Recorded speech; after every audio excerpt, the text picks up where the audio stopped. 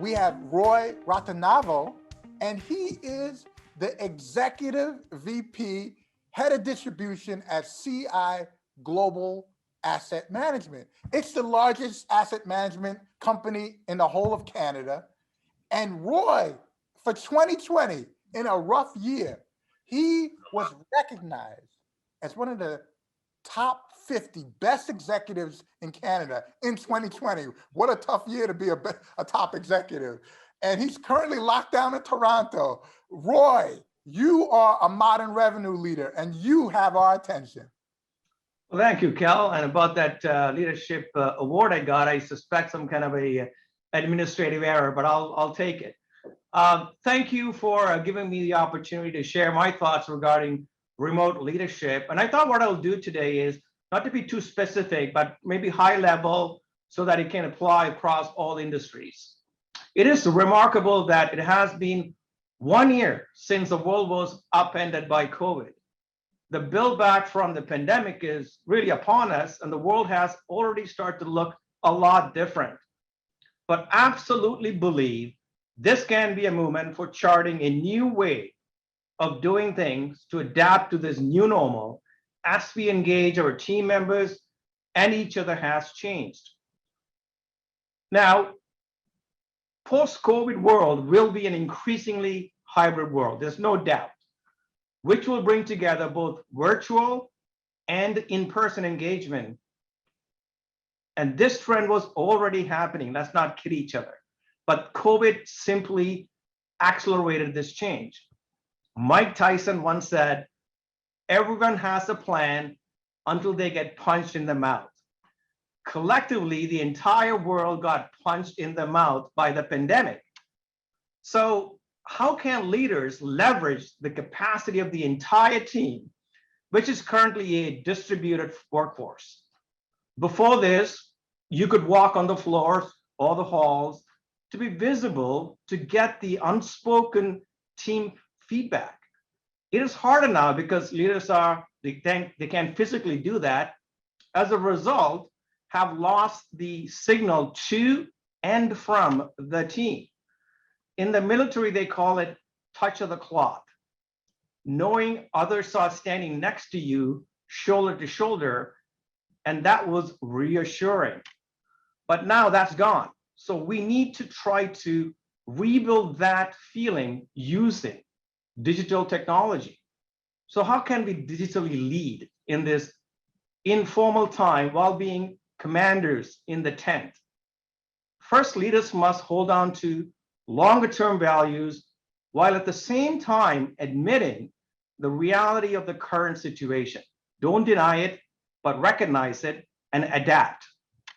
Be human, be honest, be humble about what you know and what you don't know. Don't be Pollyanna, but be pragmatic. When the facts change, be open to change your opinion and your decision. Failing to be pragmatic is such a disservice to your own self-interest. Don't minimize the threat or the challenge of the days ahead by communicating the important things first and be absolutely clear with your team. It is important to deliver a proactive, hands-on approach to provide the team with an overarching vision that is coupled with tactical execution steps to manage through this difficult situation. Be strategic as you lead through this and focus on the following 3 C's: care, cope, command. Care by providing help to the team and direct reports so that they are extending the same support to your clients. Cope by showing your human side.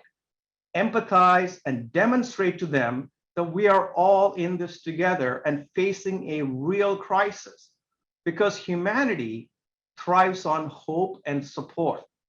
And command by taking ownership of the situation and drive the business in a direction that benefits employees, clients, and the shareholders. To achieve this, you must communicate with confidence. Confidence comes with consistency of your message by giving them a vision of a new world after this near-term crisis. You must be more genuine in every virtual connection with your team. You have to be more focused when someone is talking to you. Show them the respect and the attention they deserve, and not just because the person is talking to you, but also because others on the Zoom meeting are watching you as a leader and judging you by what level of importance you put on them.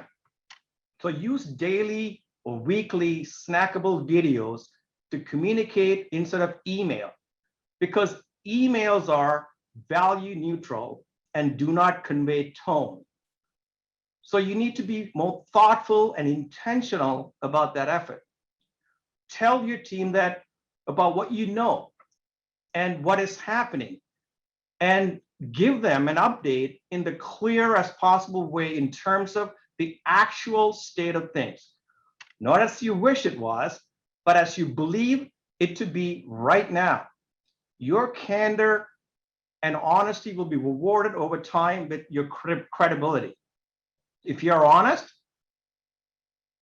and try to be honest all the time, always be honest, because if you're afraid that you may frighten them, when in fact they will be filled with other information sources that sometimes could make it even worse.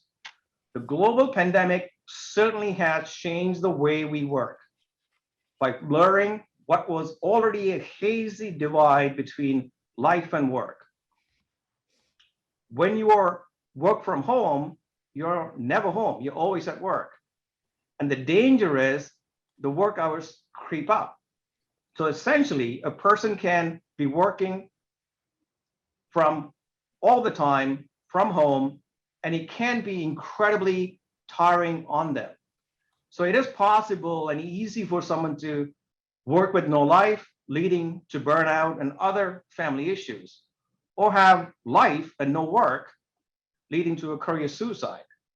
Leaders should be mindful of both and be disciplined around work and life. As leaders, you must set limits and expectations about what hours you expect people to work. Of course, you should and could adjust them for individuals who need it, but you must create a very focused and understood expectation. You have to set those kind of expectation priorities so that your team can do what you want them to do, so they can help you with the vision you set for your organization. As you mitigate the effects of pandemic on your business and manage through modernization of your team for this new world, you must be nimble, move faster, be flexible, and build a flatter sales team or any team you're running. You need to find new ways to connect and complete tasks so you can feel accomplished as a leader.